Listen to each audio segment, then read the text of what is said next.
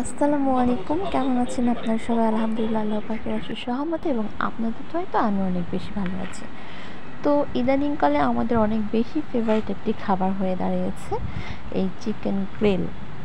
এই গ্রিলটা মূলত আমরা অনেক বেশি টাকা দিয়ে বিভিন্ন রেস্টুরেন্ট থেকে কিনে খাই, কিন্তু সেই রেস্টুরেন্টের খাবারগুলো ইদানিং আমরা যেটা দেখছি যে অনেক সময় তারা মরা মুরগি ব্যবহার করছে বা অনেক সময় এখানে ফুড কালার ব্যবহার করে। বিভিন্ন কারণে আমাদের এই খাবারটা স্বাস্থ্যসম্মত নয়, কিন্তু এই ভিন্ন ভাবে মানে বাসায় তৈরি করলে সেটা যদি টেস্ট প্রপারলি না আসে তাহলে মনে হয় যে আমরা হোটেল থেকে কিনে খাই।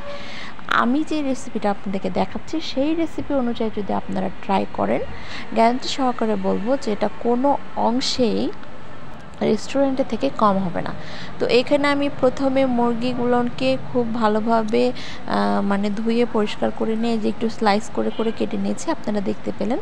তারপরে আমি এখানে পেঁয়াজ এবং কাঁচামরিচ বাটা, সঙ্গে গরম মশলা বাটা এবং আদা এবং রসুন বাটা দিচ্ছি। এখানে আমার মুরগির পরিমাণটা প্রায় 2 কেজি কাছাকাছি ছিল, যেখানে আমি আপনার 2 চামচ পরিমাণ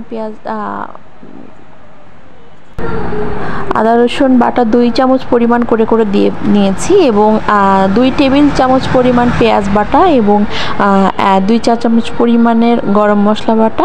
এখানে দিচ্ছি আমি গোলমরিচের গুঁড়াও দিয়েছি আমি সামান্য, এবং এখানে আমি দিয়ে নিচ্ছি শুকনো মরিচের গুঁড়ো।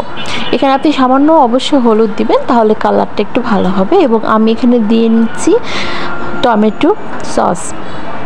আপনারা একটা জিনিস মনে রাখবেন, এটা অনেক ভালোভাবে ম্যারিনেট করে রাখতে হবে। এখানে আমি দিয়ে দিলাম টক দই। আমার টক দইটা খুব ভালোভাবে ফেটিয়ে নিয়েছিলাম, যেহেতু এটা আমার ডিপে রাখা ছিল এই জন্য একটু পানি ছেড়ে দিয়েছে। এবং এখানে আমি অরেঞ্জ জেলি দিচ্ছি।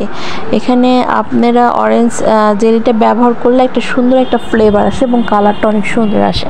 এবং এখানে আমি ব্যবহার করেছি মূলত তেঁতুলের আচার, কিন্তু সচরাচর হোটেল বা রেস্টুরেন্টে এখানে ব্যবহার করা হয় জলপাইয়ের আচার, কিন্তু ইনস্ট্যান্ট আমার বাসায় কোনো জলপাইয়ের আচার ছিল না, যার কারণে আমি তেঁতুলের আচার ব্যবহার করছি। আপনারা চাইলে এখানে জলপাইয়ের আচার ব্যবহার করতে পারেন, তাহলে টেস্টটা একটু বেশি ভালো হয়। তো যাই হোক, এখানে আমি খুব ভালোভাবে মাখিয়ে নেব। আমি এখানে চেষ্টা করেছি বাসায় যে সমস্ত জিনিসগুলো আছে সেগুলো দিয়ে আপনাদেরকে খুব ভালো এতে এটা কীভাবে প্রপারলিভাবে করবেন সেটা দেখানোর জন্য। তো এখানে আমি খুব ভালোভাবে মাখিয়ে নিয়ে আমি বেশ কিছুক্ষণ প্রায় 1.5 ঘন্টা মতো ম্যারিনেট করে রেখে দিয়েছিলাম। ভালোভাবে ম্যারিনেট করে অনেকক্ষণ রেখে দিলে মানে মাংসটার ভেতরে খুব ভালোভাবে মশলাটা মানে স্কুপ করে নেয়। আর আপনারা যদি মনে করেন যে না আপনাদের সময় নয়, তাহলে আপনারা 10-15 মিনিট ম্যারিনেট করে খুব ভালোভাবে রান্না করে নিতে পারেন, তাতেও কোনো অসুবিধা হবে না। তো দেখতে পাচ্ছেন যে আমার এটার এখনই কালারটা কত সুন্দর হয়েছে। আলহামদুলিল্লাহ, খেতে এত বেশি ভালো হয়েছিল যে মানে আপনাদেরকে বলে বোঝানো মুশকিল। প্রথমে যে ছবিটা আপনারা দেখতে পেয়েছেন সেখানে দেখতে পেয়েছেন সেইখানে কালারটা কি সুন্দর আসছে, আর মানে খাওয়া তো আলহামদুলিল্লাহ অনেক বেশি অমৃত টেস্ট হয়েছিল। তো এখানে দেখেন আমি 2 ঘন্টা ম্যারিনেট করে রাখার পরে দেখেন অনেকটা পানি ছেড়ে দিয়েছে। এখন এখানে আমি একটা ফ্রাই প্যান নিয়ে নিয়েছি এবং আমি এখানে তেল দিয়ে নেব। আপনারা ইচ্ছা করলে বাটারেও এটাকে ভেজে নিতে পারেন, কিন্তু তেলেও খুব একটা আহামরি মানে স্বাদের হেরফের হয় না। তো আমি এখানে তেল দিয়ে নিয়েছি, তেলটা একটু গরম করতে দেব। তেলটা গরম করতে না দিলে হয়তো অনেক সময় লেগে যেতে পারে। তো এই যে দেখছেন কি সুন্দরভাবে, এখানে এক কাজ করবেন, আমি যে জিনিসটা করেছি মশলাটাকে খুব ভালোভাবে আমি ঝেড়ে নিই না, আপনারা খুব মশলাটাকে খুব ভালোভাবে হাত দিয়ে মুছে নেবেন, যেন শুধু মুরগিটাই আসলে দিবেন, মশলাগুলোকে খুব ভালোভাবে মুছে নেবেন। তো এইটা মূলত এই পিঠ ওই পিঠ করে খুব ভালোভাবে ভেজে নিতে হবে, একটু সময় দিয়ে দিয়ে ভেজে নেবেন।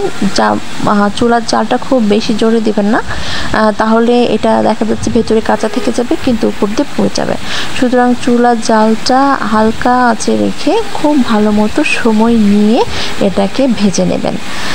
আপনারা একবার বাসায় ট্রাই করে দেখেন, যদি ভালো না লাগে খেতে তাহলে কি বলবো, যদি বাসায় ট্রাই করেন আমার রেসিপি দেখে তাহলে অবশ্যই একটি কমেন্ট করে জানাবেন যে আপনাদের কাছে কেমন লেগেছে। আমার ভিডিওটা যদি আপনাদের ভালো লেগে থাকে তো প্লিজ আমার চ্যানেলটিকে একটি লাইক, কমেন্ট, শেয়ার করবেন। এবং আমার রেসিপিটি যদি আসলেই ভালো লেগে থাকে তো প্লিজ আমার চ্যানেলটি সাবস্ক্রাইব করে দেবেন। এবার দেখেন আমি একটি ঢাকনা দিয়ে ঢেকে দিলাম। এটা অবশ্যই ঢাকনা দিয়ে ঢেকে দেবেন, তাহলে উপর থেকে খুব ভালোভাবে কুকড হয়ে যাবে আর কি।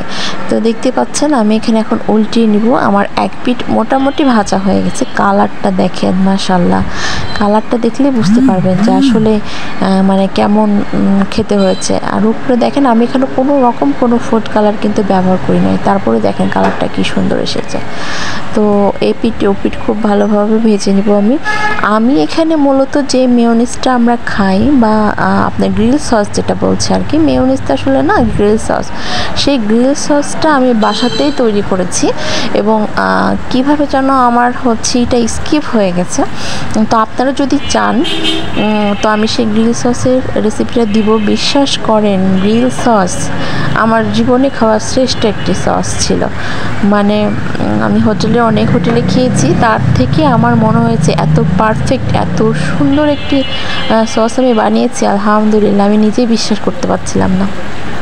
তো আপনারা যদি চান আমি সেই রেসিপিটা আপনাদের সঙ্গে শেয়ার করে দেব। তো হচ্ছে এই যে দেখেন খুব সুন্দর করে এখানে আমি খুব ভালোভাবে ভেজে নিয়েছি। এটা মূলত হয়ে গেছে, এটা এখন আমি তুলে নেব। তো আপনারা সবাই ভালো থাকবেন, আমার জন্য দোয়া করবেন, আমার পরিবারের জন্য দোয়া করবেন, আমি আপনাদের জন্য দোয়া করি। আল্লাহ পাক আপনাদের সকলকে ভালো রাখুক। এই যে লাস্টে গ্রিলের যে ম্যারিনেট করে রাখার পর যে মশলাটা, সেই মশলাটা খুব ভালো করে ভুনে পানিটা শুকিয়ে নেবেন, তাহলেই পরবর্তীতে এই মশলা দিয়ে আপনারা পরোটা খেতে পারবেন, যেটা এক্সট্রা মশলা থাকে আর কি। তো দেখতেই পাচ্ছেন কি সুন্দর হয়েছে। ভালো থাকবেন আপনারা সবাই। আল্লাহ হাফেজ।